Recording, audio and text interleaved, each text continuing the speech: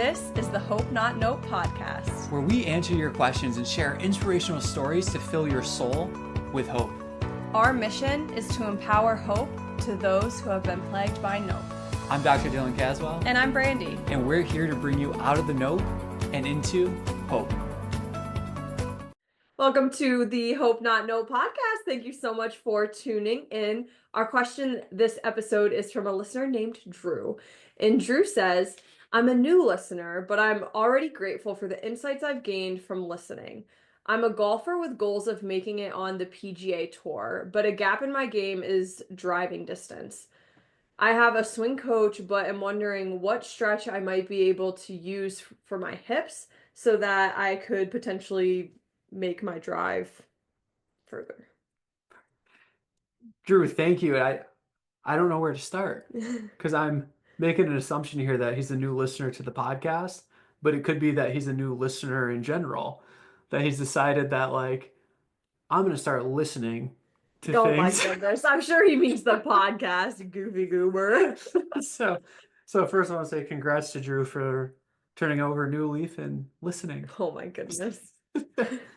Second thing is, wow, what an incredible goal of wanting to, make it onto the PGA Tour. Like, that is a very high level goal. That's wow, incredible. And it seems like you're doing all the things to achieve that, which is just awesome. And then the last part that I actually get into the response is, this is one of the most difficult questions that I get, not specific to golfing, but in general, in sports performance. What stretch do I do to achieve this thing? Because the reality is no stretch is going to help you develop more power. No stretch is going to allow you to develop more strength, which is what is going to be needed to improve any type of power output in there.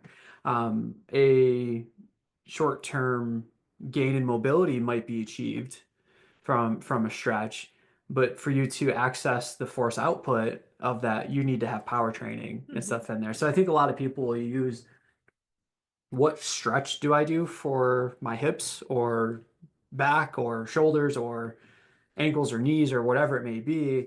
But I think what they're really asking is, what exercises should I be doing to help this out? Because that allows us to have more of a dynamic conversation and also debunk this myth of stretching. Stretching does not prevent injury. It's not going to necessarily improve performance. It might be used as a recovery tool, because stretching does not change muscle, tendon, neuromuscular, well, I shouldn't say neuromuscular, but it doesn't change muscle or tendon properties.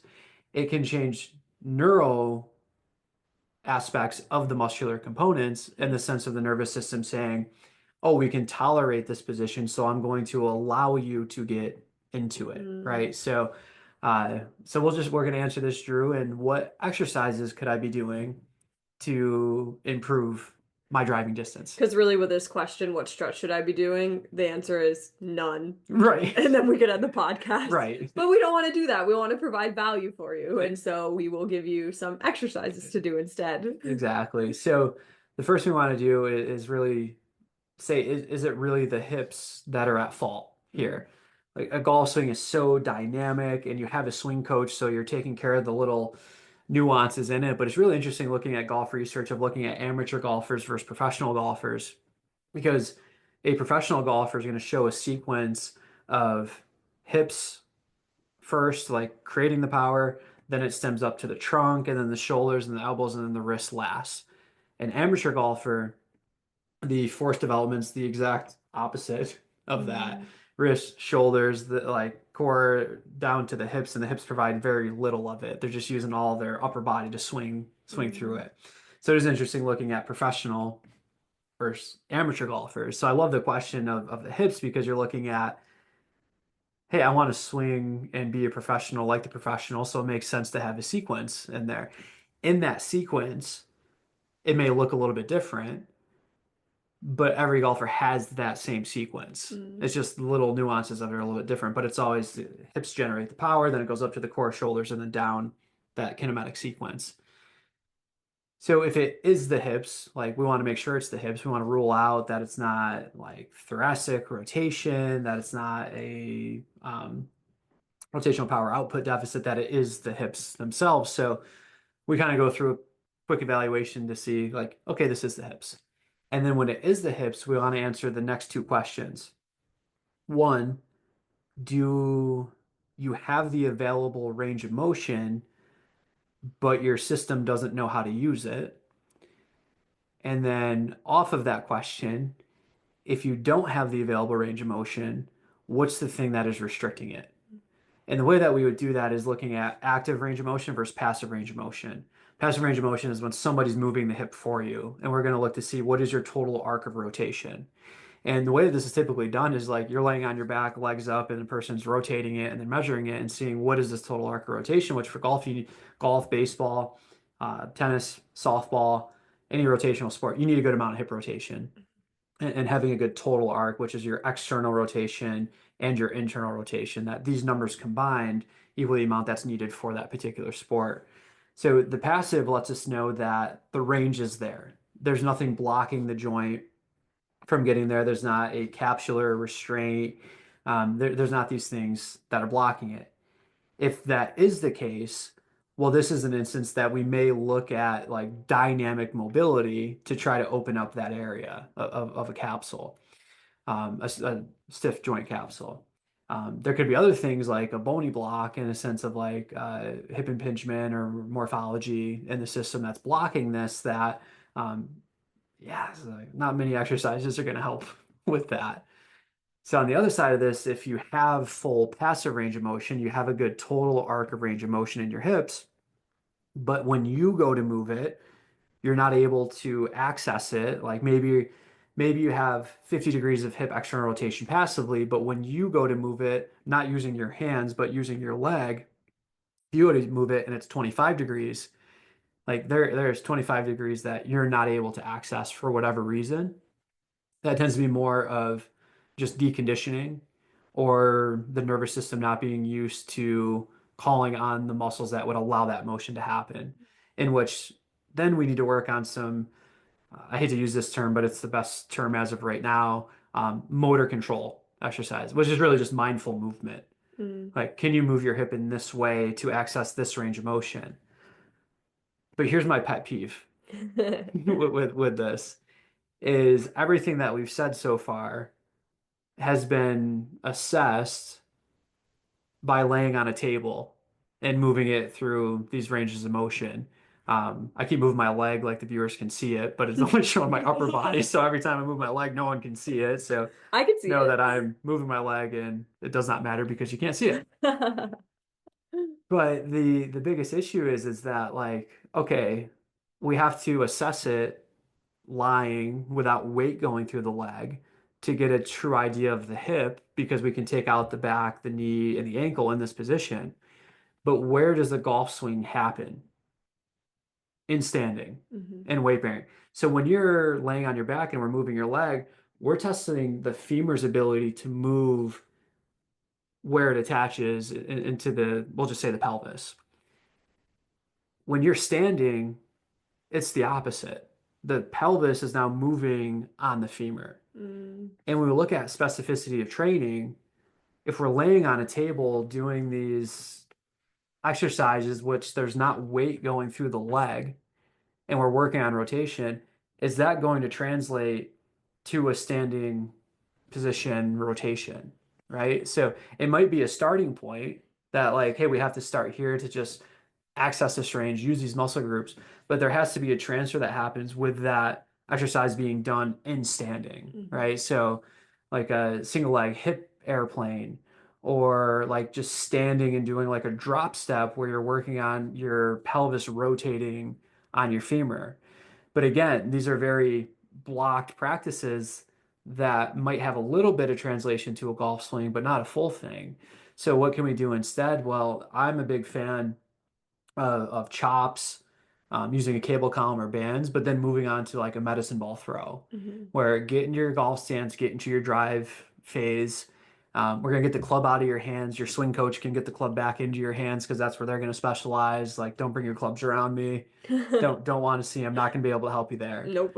But we can get a medicine ball into your hands and do a scoop toss or a rainbow slam or a shot put and see how are your hips rotating when you're doing this type of motion and how can you learn how to use your hips and drive and open them up in order for that to happen. Hmm. So long-winded answer of what stretch in air quotes would be recommended depending on what the findings would be from doing an assessment that would be Hmm. looking at these things and seeing where is the limiting factor? Is it actually in the hip? If it is in the hip, is it neuromuscular control or is it capsular or joint restriction? And then how do we transfer these exercises from being on a treatment table or on the floor to now being in a weight bearing and standing position because that's what you're going to need to improve your driving distance Hmm. with that. And just to add another like not to simplify it, but like you may just have to get stronger. Yeah. Like there's a fundamental relationship when we look at power, it's force times distance divided by time. So how much force can you create over a distance in an amount of time is power? Well, what's force output? Force times distance. Mhm. So like you may just have to get your force stronger because the distance is going to relatively stay the same. Although if you do get a little bit more rotation, the distance can change a little bit into Mhm. the swing. But like the low hanging fruit is force and getting stronger with rotational based movements that are going to be needed for your swing. We've said this before in other episodes. It's probably going to be a quote that I will use for the rest of my life, but Dr. Christina Previtt said you don't want to go into something less strong. She Yeah, was talking about childbirth, but yeah, who wants to go into childbirth not being strong? right. Like you never regret being stronger for the activity that's coming. And so I think with this specific example for Drew, you should be excited that our advice isn't, hey, you should go stretch and that's all you need to do. The reality is you don't need to stretch, you need to get stronger, most likely. And I think that should be something that excites you and excites our listeners in whatever sport that you're in. If you're looking to improve, I don't know a single sport out there that strength is not going to help you improve. Maybe you know some because Yeah, you have more experience, but I think most sports, if we want to like use an umbrella, yeah, getting stronger is going to be helpful. yeah. And I'll add something to that I think supports it versus refutes it. One, the stronger you are, the less likely you are to be injured. Mhm. Like there's another whole psychosocial component to it, but like being having a stretchy muscle is not going to prevent injury. Having a strong muscle and tendon is going to help prevent injury, and there's loads of research showing that over and over and over again. But the other part of it is like I'm going to say getting strong specifically for what your sport is going to be calling you to do. Mhm. You know, if you want to improve your drive, or if you're a baseball or softball player and you want to be able to improve your swing, like going and bench pressing 3 times a week, you're getting stronger, but you're not getting stronger in the areas that are going to be beneficial to that because we have seen at the elite level that some athletes are coming in too strong, not for their particular sport, but they like, or I said that wrong. They're coming in too strong from doing the wrong things. Mm.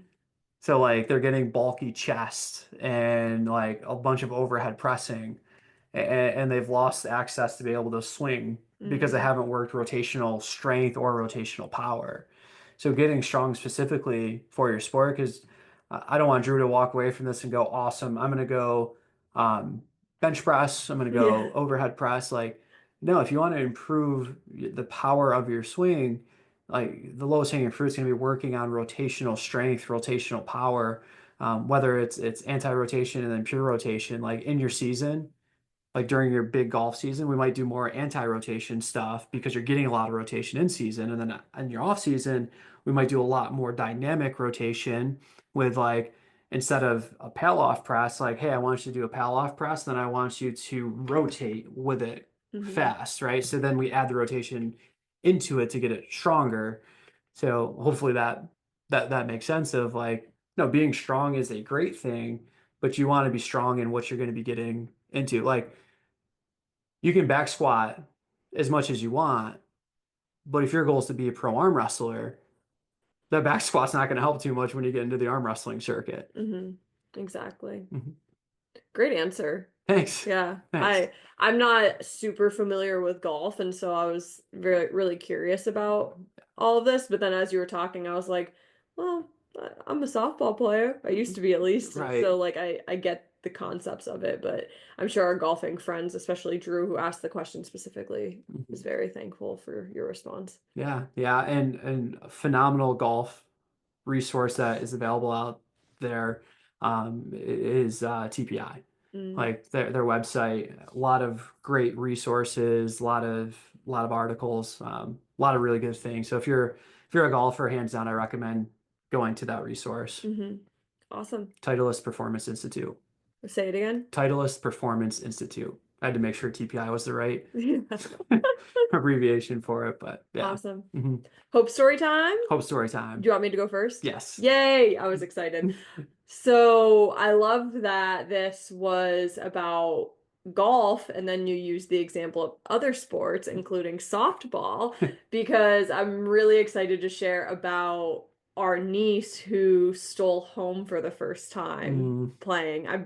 I just think of when I played softball and elementary school and middle school were like my glory years. Like I loved playing softball during that time. I loved um, you know, leading off and then when the catcher didn't try and throwing me out and threw the ball back to the pitcher, going to second base and like psyching them out and stuff like that. Like Soik. you don't really get to do that. You kind of can do it at a high school level, but like not as much. And then you don't see it in the pros that often, other than the other day when we saw the like in the park home run from errors Right, in the right, pros. That was right. that was awesome. Like I just love that kind of stuff. So seeing my sister sent a video of our niece stealing home, and I guess she got out one time and then she didn't get out the second time. But oh my gosh, she is fast. Yeah. Like Oh. seeing the video, and she's in second grade, third grade, I forget which one, sorry. Brain farting right now, but like she's fast to be Mhm. able to steal home. And yeah, I was just very very impressed, and also just I loved softball at that age, and it's really cool to like see her doing some of the sports that me and my sister loved at that age. So, Yeah, and I no shot I know which podcast episode that it was on or the number of it, but if you are a faithful listener and have been with us for a bit, I think it was last summer we did one where our Hope story was talking about being at their place, and it was during the summer and finding her list yeah. or her schedule rather of wake up at 6 a.m., drink orange juice at 6:05, work out from 6:05 to 6:35, Yeah. go wake everybody else up, do my morning push-ups, then have breakfast, then have another glass of orange juice, then work out. Like her whole day through the summer planned out Yeah. with doing it. And gosh, you see her speed of stealing home at her age, and you're like, yeah, that's a result of her um, getting after it. Yeah. Whether she's following that schedule or just outside playing and doing, Mhm. she's very active, and it's just like she is so fast. She's so fast, and it's fun. Her younger brother, who's just a year younger, we call him Bub, and he will occasionally chant beast mode Bub, and I just feel like they both have that like beast mode to them, and Yeah. it's awesome. They're so cool. I love them. Yes. Yeah. Oh man, my hope story does not follow that one well, like whatsoever. But Sorry. we'll go for it. Sometimes most of the time they line up, and in this one, I could make it line up, but I'm just gonna go with this one because it was in my brain of mentioning TPI is a good golf resource. They have a ton of blogs, a ton of videos, and my hope story is that very long overdue for Hope Not Nope, but we now have a blog. But Barachi. There is three different categories in it. One is for Christian athletes. Uh, partly like we've worked with a lot of Christian athletes, and they're beautiful, they're open-minded, they're curious, but they fall for some of the craziest things. Mm-hmm. So, that being our faith, we wanted to help our fellow Christians with hope in the sense of self-agency goals and a framework of what Jesus taught us to help with what do we seek in performance, what do we seek in rehabilitation, how do we not waste time on myths and things that are just not going to move you closer to where you want to get. Mm-hmm. And the other two categories, one is human performance related, leadership, supplements, like all the stuff related to athletic performance. And then an injury category for just different types of sports injuries. So it's really this human performance blog with these 3 different categories that just touches on all the things that we love. Why am I sharing it as a hope story on a podcast? Well, you like listening, Mm-hmm. which means you probably don't necessarily want to read a blog. But you might have friends that don't like listening and rather read a blog. And Yeah. our whole goal with the blog is to keep them short, Mm-hmm. precise. We call it like the mantis shrimp style because the mantis shrimp is tiny, but it has like the most forceful punch out of any animal. So the blogs are meant to be very short, but very value packed into them. And, our goal is like no pop-ups, no unnecessary videos or, The worst is when you're like, for me, like I'm on Pinterest to go find a recipe, but then it takes me from Pinterest to a blog, and I have the blog, and there's like 14 pop-ups, random ads, random videos, and like I can't even find the ingredients to this recipe because of all the junk of ads. And our goal is to do the exact opposite of that. We just want you to have the value in a short, concise, but like super value-driven resource that's free. yeah. So long overdue, but now is available Yeah. for anyone that likes to read blogs. But But I see. mantis punch. Thanks for listening, friends. Yes, thank you for listening. Have a great week. And remember, every day is not just a day to be hopeful, but an opportunity to become hope. The Hope Not Know podcast is meant for educational, informational, and personal development purposes only and does not constitute any health or medical advice. If you're looking for specific advice, connect with us to work with a Hope coach. The Hope Not Know podcast shall not be liable or responsible for any loss or damage allegedly arising from any information or suggestions in this podcast.